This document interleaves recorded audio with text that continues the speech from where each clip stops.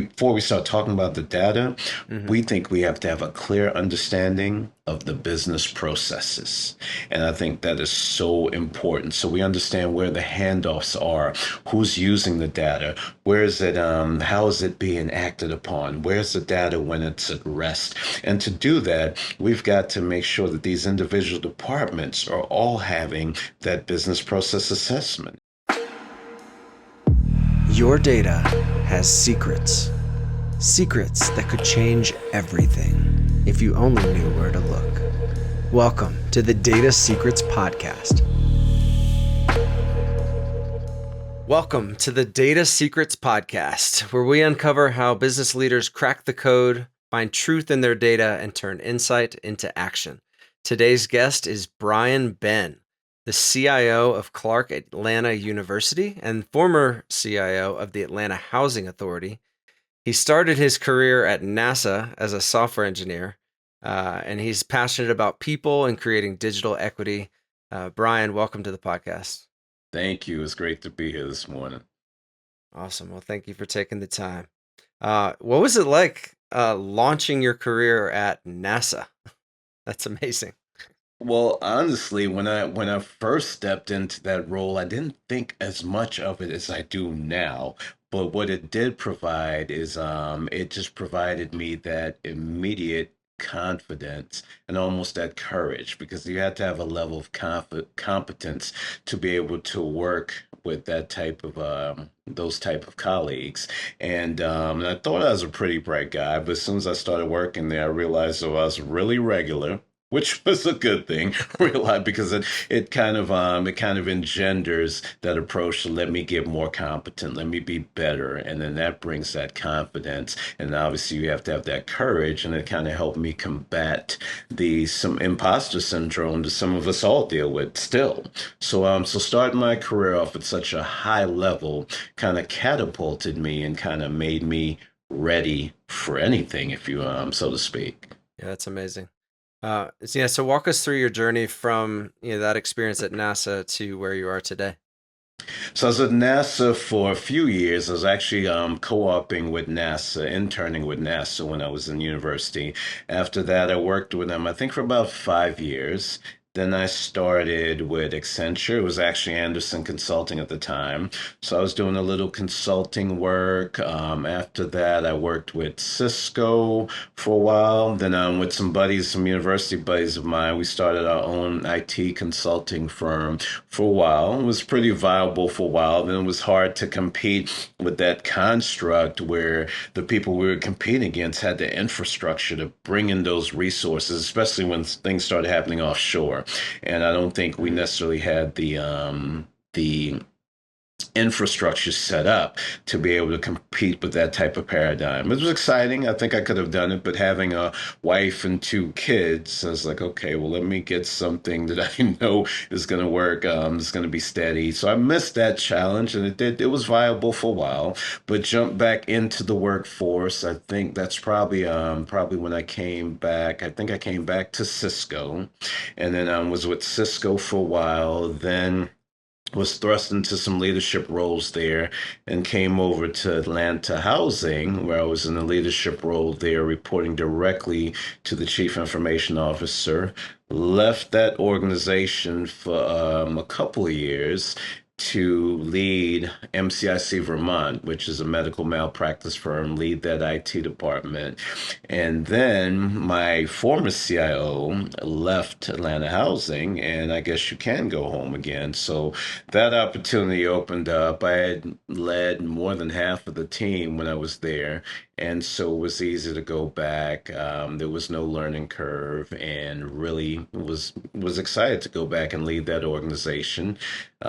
Led that organization as CIO for 4 years, and then a little over 4 years, yeah, just over 4 years, and then I stepped into higher ed, which was my first foray into this type of dynamic. And I've been here now for just over 2 years, since August of 2023. So, Awesome. Yeah, so we'll dig into some of those the transitions and the challenges, but okay. pause for a second because that's, one journey to the CIO seat. Hmm. Um, you know, there's potentially a bunch of listeners who are currently technology practitioners who aspire to become a CIO someday.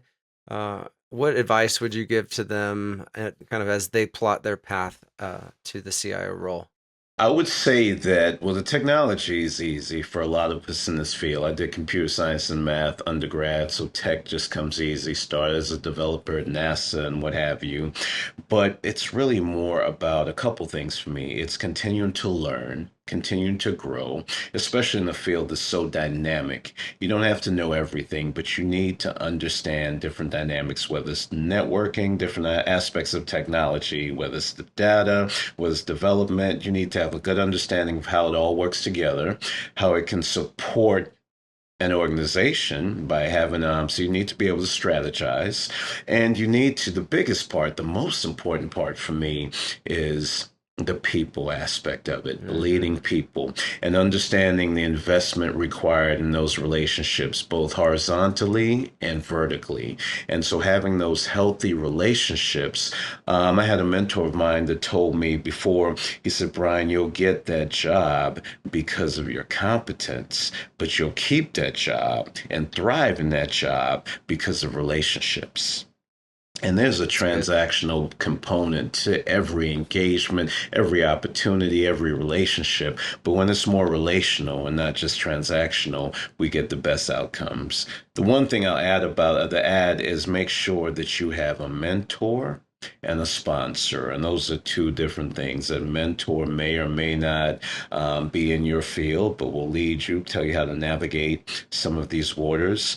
But that sponsor is the one that'll speak up for you when you're not in the room. They're usually in your field or what have you. And sometimes, a lot of times, those conversations and those opportunities arise when we're not in the room. So it's good to have that sponsor and that mentor. And it's also good as we ascend to make sure that we're mentoring as well. And so many times I've found that the lesson doesn't come from the mentor when I'm mentoring, it often comes from the mentee. And I've got to be humble and leadable and teachable to understand that I'm learning, I'm growing as I think I'm helping someone.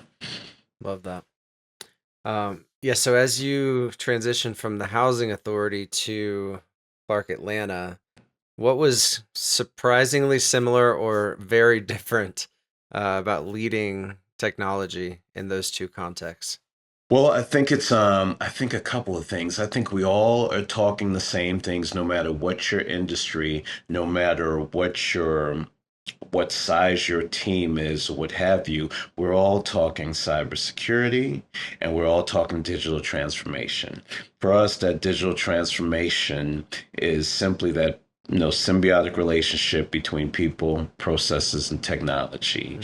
And towards that end, all of these organizations have that same challenge where they may understand that symbiotic relationship, but they may not understand that it's also hierarchical, meaning people first, then processes, then technology. So you have so many organizations with the similarities, or they're trying to address a problem at the technology level that may need it to be addressed at the people and the process level. And then you don't amass all this technical debt and create all these different silos. So that challenge is similar.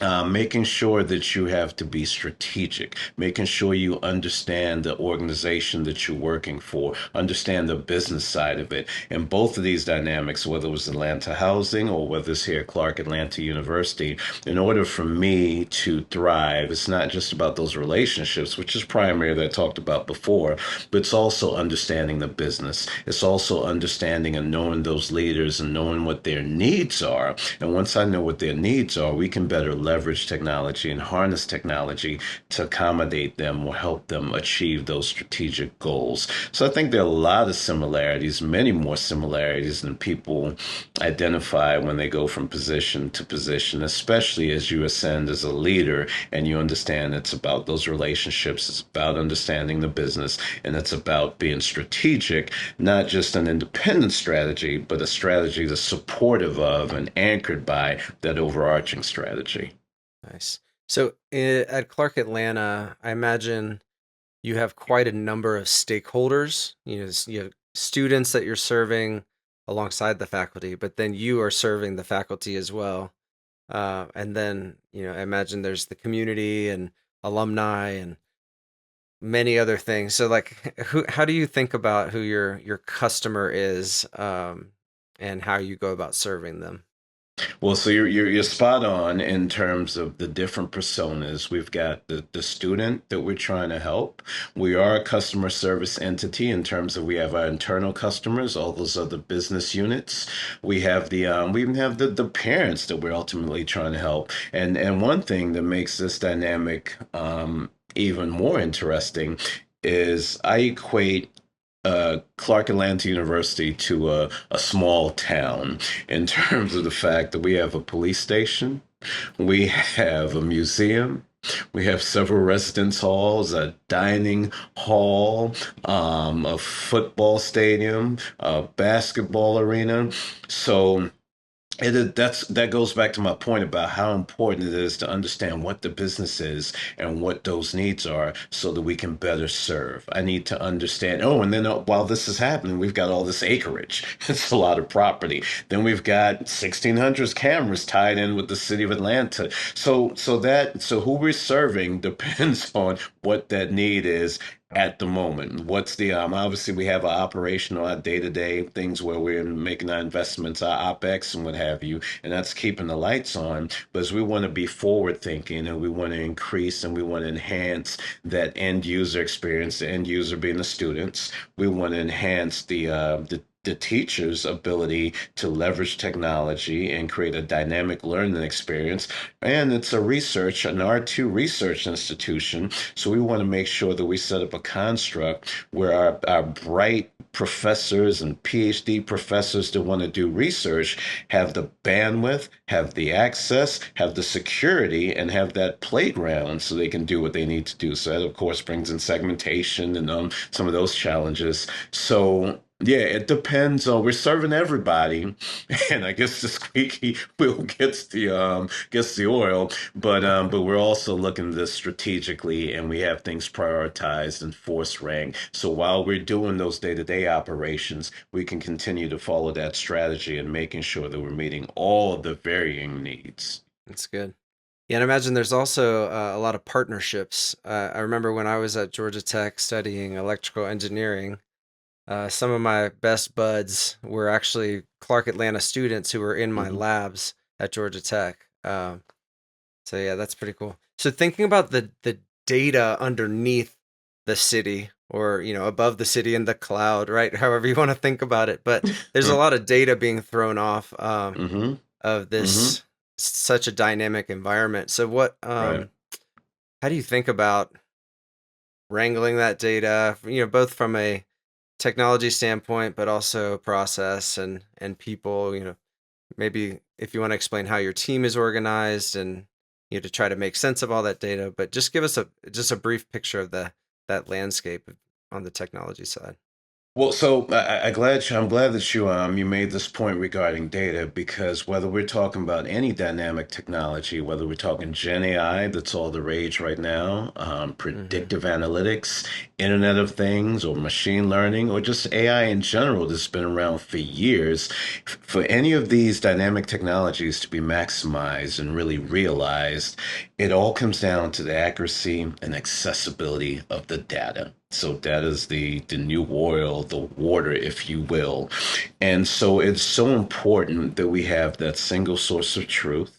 And towards that end, wrangling the data means we've got to reduce those disparate sources. We've got to decommission legacy systems where we can. And then we go back to that strategy and we say, hey, how do we want to look at this data before we even start talking about governance and some of the other things we have to employ? We need to understand where the data is, what we're looking at, structured versus unstructured data. We're talking about, so we look at it in a couple ways. We look at it from the academic and student success standpoint, where we may be tracking enrollment, retention, academic success with the coursework. And then we look at it from an operational standpoint, and that's with things that we're leveraging. Like, for instance, from an IT standpoint, we want to make sure that the ticketing is good, that we're resolving these tickets, and we're looking at time to resolution. We're looking at the cyber events. From a finance standpoint, they may be looking at things as simple as revenue generation Mm-hmm. and grant funding.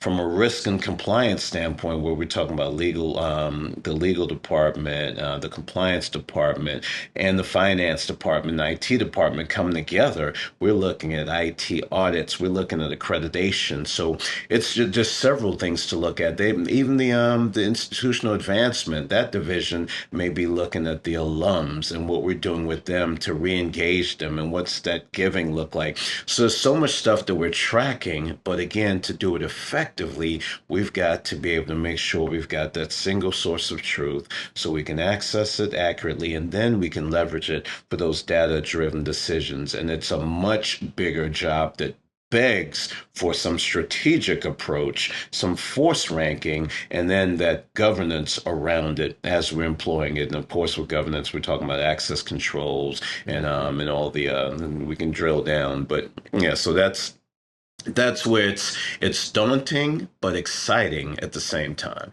Yeah. Yeah. So mountains of data, and that's why, we call this the Data Secrets Podcast, right? And every business, every organization has secrets that are hidden deep within this mountains of data.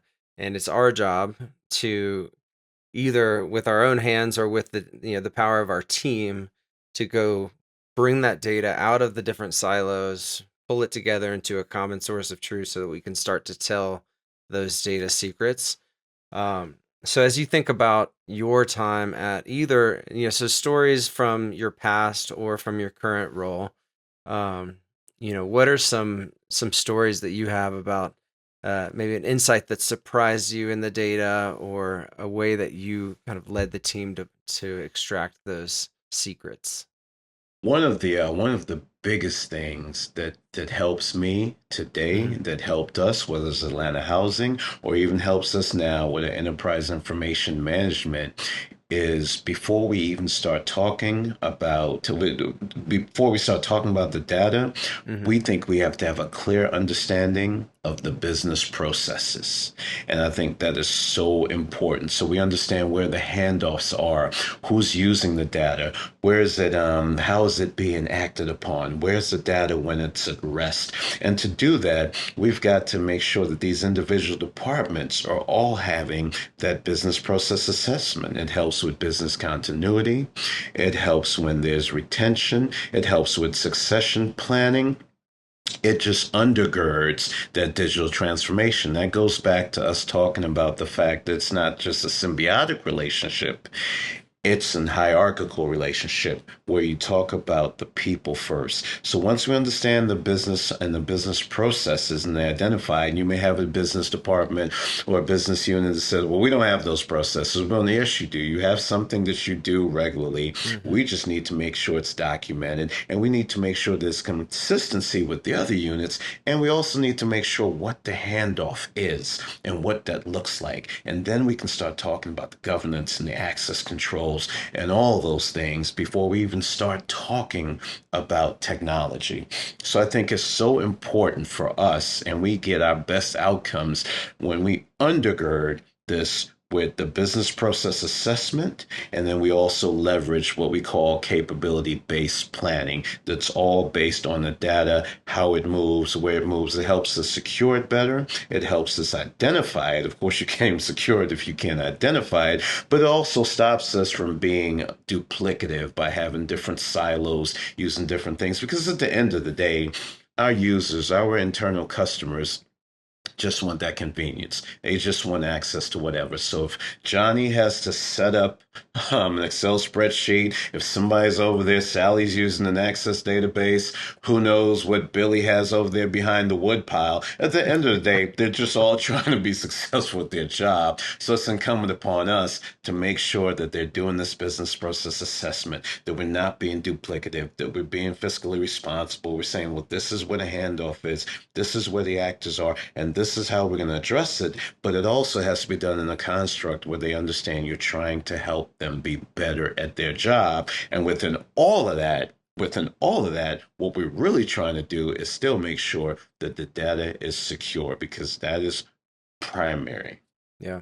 Was there a specific story that comes to mind, maybe at Atlanta Housing, where your team was trying to make or help the business make some, or the organization, I guess in this case, make some important decision, but the data wasn't there, and so uh, they had to help surface that insight. Is there a story that comes to mind for you? There are a couple of stories there, Okay. and so there's stories there where the data wasn't there, and then there's the other story when there's too much data there, and you Uh-huh. don't necessarily want to put that out because, as you know, data can be used to tell. You can take the same data and you can tell the same story. So that goes back to the governance in terms of who owns it and who should have control of it, and when should it be presented, and how should it be used. And you don't want to be dishonest. That's the other thing. So you want to make sure they have all of the data, but all of the data isn't necessarily good data. So I think so there are always those horror stories there where you're either looking to present something and you can't find it, or you're ready to present something, but now that you've opened up to access, you're showing you have too much data. So that's Hmm. where you've got to really also start talking about another piece beyond governance is you got to, or part of governance is you got to talk those retention policies. You got to draw a line in the sand. How far are we going back here? How much data do we really want to use? How is that going to impact the query anyway? Is this even useful? So when you draw that line in the sand, some of it you may be directed to keep because there may be some legal concerns. You've got to start thinking about the regulatory concerns of the construct or the industry within which you're working, whether that's FERPA, whether that's HIPAA, whether that's GDPR. So I think all of those things give me nightmares if we're trying to access this data and present this data for those data driven decisions and those controls aren't in place and that governance is not in place. So yeah, so my story is sometimes my horror stories are sometimes when we don't have enough data or when we're showing too much data. And again, not to be dishonest, just to Yeah. make sure that it's the right data, that it's useful, and that we're not, running a query that's going to have this thing spinning as well. But all Yeah. that is supposed to be sorted out when the sausage is being made. By the time it's ready, it should look a lot prettier. Yeah. So how do you think about making insights more accessible to leaders, either in public sector or higher ed? I think the first thing is to make sure that we're having those conversations and we're having those discussions and they understand what the capabilities are. So they understand that what this dashboarding can provide, the impetus it can be used to acquire money, it can be used to support different initiatives, it can be used to tell a story, which is the best thing you want to do when you're trying to garner some support for something. So this is what we have to use. It's not even optional. When I'm talking, I don't go before my board of trustees without some type of data, whether it's more or whether it's less, whether I'm reporting on cybersecurity, whether our score has gone down, we want it to improve, we want to see where we can do better, whether we want to leverage technology to make sure that we're hardening our cybersecurity posture, to make sure that we're increasing the actual revenue by attracting more students or what it is. So I think it's so important that we first educate our users, our customers on what this data can do. And then we also need to educate them on some of the how the data can be misinterpreted, how it can be misused. So if they see the possibilities and they're cautioned about the guardrails, then they can determine in alignment with the strategy what is most useful. And I assure you that once they start getting it and start seeing it and they're getting these dashboards and these reports, they're going to want more and more and more. And they're going to want it faster and faster. So you better be ready after you educate them to be able to deliver. Yeah. Was there a time when a specific insight helped you course correct in a specific way? Absolutely. So when we're Atlanta housing, we were looking at some of the metrics in terms of where we're spending the money. Where should we invest? We can look at these zones, or we can look at these MPUs, but by neighborhood, and determine that when investments are made here, we get a higher ROI. We can look and say that, hey, we wanted to bring some investors or some developers here. And at the end of the day, what we were really trying to do is to get our participants off of the program, get them where they were self-sufficient. So we would use those metrics to help us determine if this is in place and this is in place and this significant investment is here, then we can definitely tell you to a man that the kids from this age to this age will improve. They have a higher graduation rate, they have a better chance in the workforce, they're developing higher, their grades are significantly higher. So we can definitely look at that correlation or correspondence with the investments made in terms of what we're really trying to do, and that is to make sure our participants were self-sufficient off the program. And then you could follow them throughout, and you could always also follow them all the way to what their children are doing. So when you've helped them and supported them, you're not just changing those individual lives, but you're changing the lives of families and the trajectory. And there was 70,000 residents in the city of Atlanta that Atlanta Housing was supporting. So that Wow, impact was huge. that's amazing.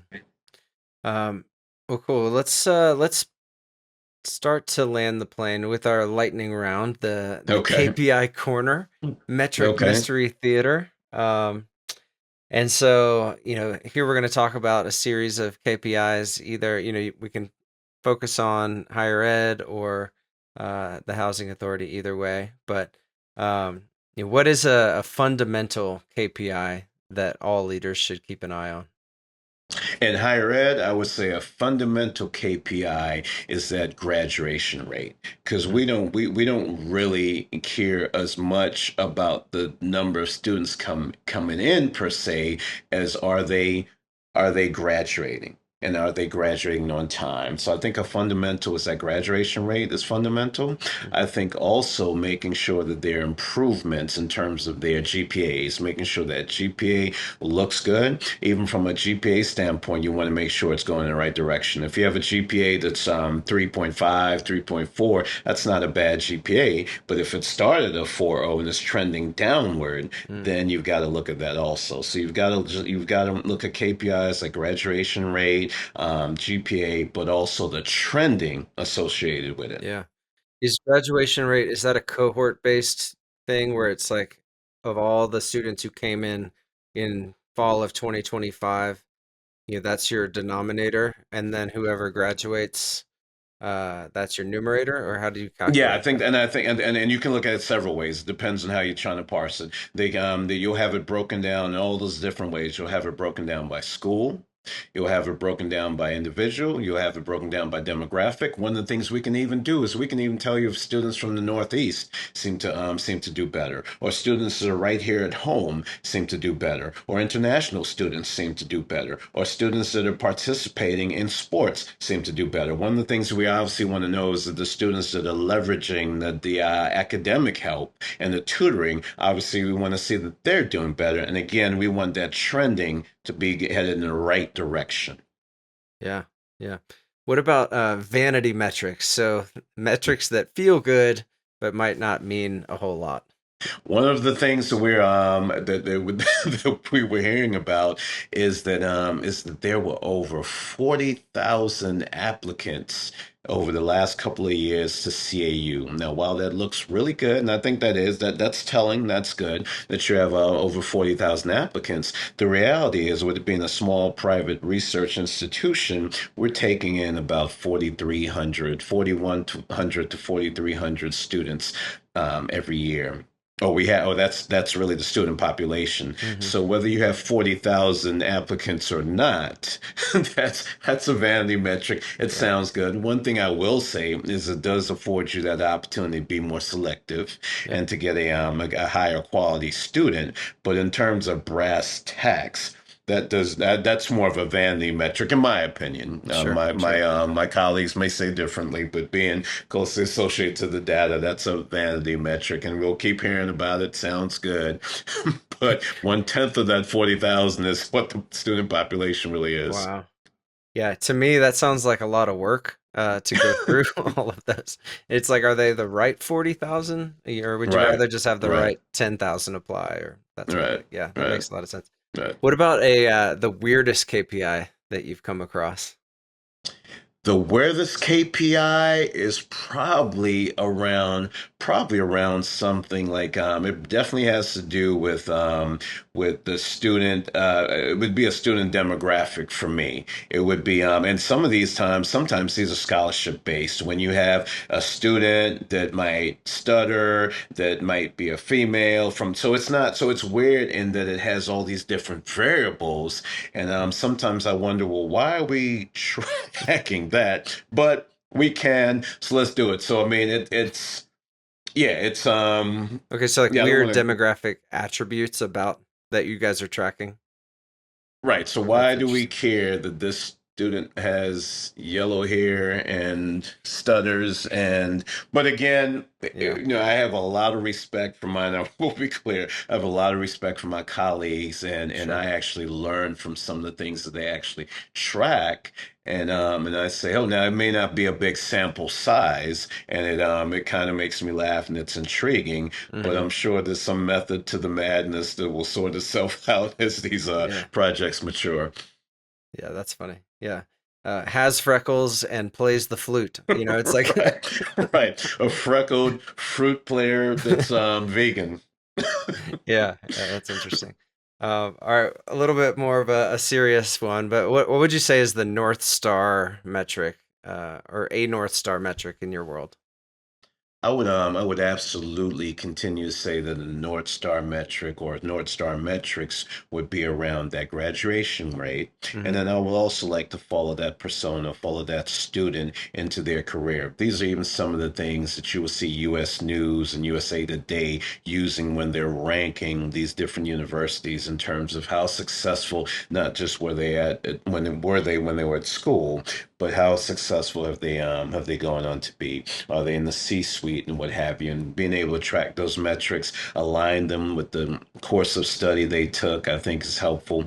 I think some of the North Star metrics also without knowing them right off or around some of the things that are happening from the research standpoint. There's a lot of cancer research going on, especially with October on the heels of October coming up, where you're celebrating or you're supporting breast cancer. You're also supporting male cancers. I think comes up in November. So just the stuff that they're doing and the metrics they're providing around some of the cancer research, some of the animal research they're doing, some of the combination with some of the research they're doing around animals to actually provide data that humans can use for their health. And I just think that any of that stuff around health and wellness and being better individually and collectively, even though I don't necessarily know the KPIs right off, that really intrigues me, and I'm really excited to be able to support those initiatives as well. Yeah, I imagine around the little town that you have at Clark, Around the Atlanta, town. that the North Star metric, for the police department is very different from the research, right? You're Yeah. absolutely right, and that's such a good point. The police department, those metrics would be around the Hmm. crime reduction. For us, IT department, it would be around cybersecurity events. Are we minimizing those? Obviously, we don't want any breach to be realized or proliferated, but we even want the to lessen the numbers that are coming in.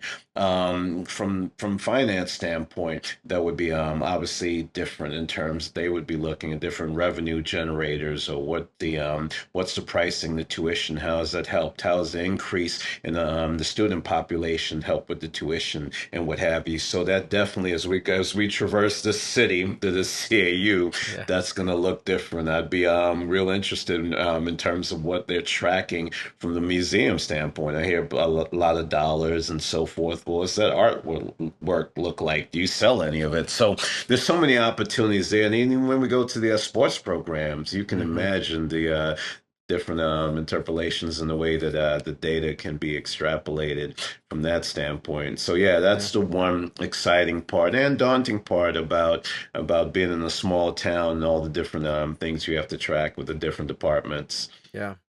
Yeah. I loved in our earlier conversation, you your perspective on and really passion around people. And so, just love as we kind of start to land the plane here, just thinks you know, what really drives you, inspires you to do what you do? What inspires me every day is that I'm able to be a part of a group or a team that leverages technology and harnesses technology to help people, to make people individually and collectively better, from the day-to-day support we're providing to allowing them to be innovative and really pushing the envelope. So beyond just supporting the strategic initiatives of the university, just the stuff that we can do, how we can leverage it to help the student, to help the teacher, help the student with his learning experience, enhance his or her learning experience, from the faculty standpoint to the teaching experience, to make it more dynamic, to make it more exciting, from the researcher, the research PhD that's there, being able to support some of that groundbreaking research that we talked about, the police department trying to say, hey, Chief, why don't we try to incorporate this threat detection in part of these cameras that we're looking here, almost like Minority Report, where you could look at the pre-crime. But no, but leveraging Gen AI to even say, hey, we can use threat detection. We have an opportunity here, putting autonomous vehicles on the campus, and just several things that we're doing beyond bolstering cybersecurity, enhancing the network, the Wi-Fi, but just really comes down to leveraging and harnessing technology to help people better themselves individually and collectively. I love that. Any final words of wisdom for our listeners? Yeah, I would just like to leave everybody with with the relational is greater than transactional. There's always a transactional component, whether we're talking about our engagement with our partners, my business unit leaders here, or even the individuals that we service and we work with. There's a transactional component that has to be part of it. But when it's more relational, when you're invested in their betterment, their wellness, their improvement, whether you're talking about those horizontal relationships, those vertical relationships, those secondary and tertiary relationships, when you're focused on people and people, bettering yourself, you get the best outcomes. Amazing. Love that. If people want to follow you or get in touch with you, how would you recommend that they do that? I'm on LinkedIn, Brian Benn on LinkedIn. It's up to date. It'll have me listed as the CIO and VP of Clark Atlanta University. And on Instagram, Brian W. Benn, BrianWbenn. Amazing. Easy to find. Cool. Well, Brian, thank you so much for your time. And for our listeners, if you would encourage you to like, subscribe, if you go down in the comments on YouTube, we're going to read every comment. We'll respond. Maybe Brian will be in there responding to your questions. So that's another way to engage. And yeah, Brian, again, thank you so much. And Thank to all, you. yeah, absolutely. Have a wonderful day. Thank you. And to all of our data sleuths out there, the answers are out there. You just have to keep searching. So we'll There see you you next go. time. Love it. See you next time, my friend.